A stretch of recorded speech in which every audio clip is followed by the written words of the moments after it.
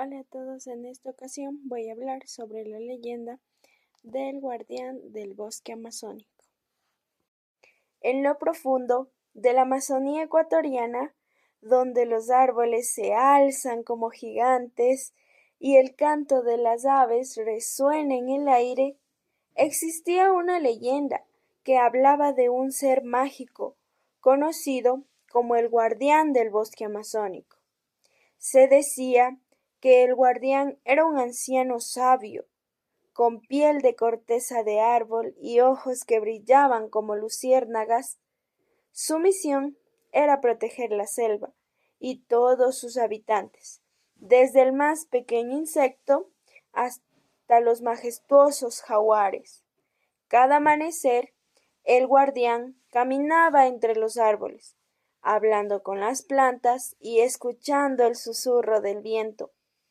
Un día, un grupo de forasteros llegó a la selva con la intención de talar los árboles para construir una gran ciudad.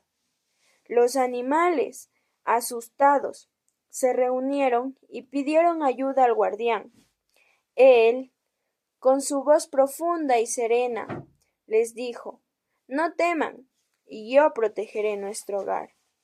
Esa noche, el guardián convocó a todos los espíritus de la selva.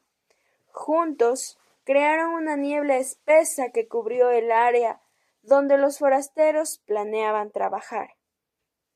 Cuando los hombres intentaban avanzar, se perdieron en la bruma y no pudieron encontrar el camino. Desesperados, decidieron marcharse y nunca más regresaron.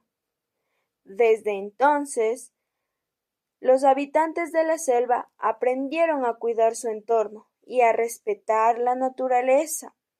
El guardián del bosque continuó vigilando, recordándoles a todos que cada árbol, cada río y cada criatura tiene un papel vital en el equilibrio de la vida.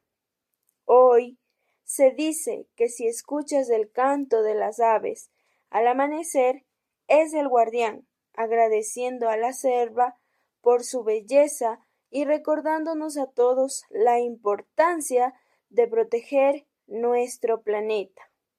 Fin.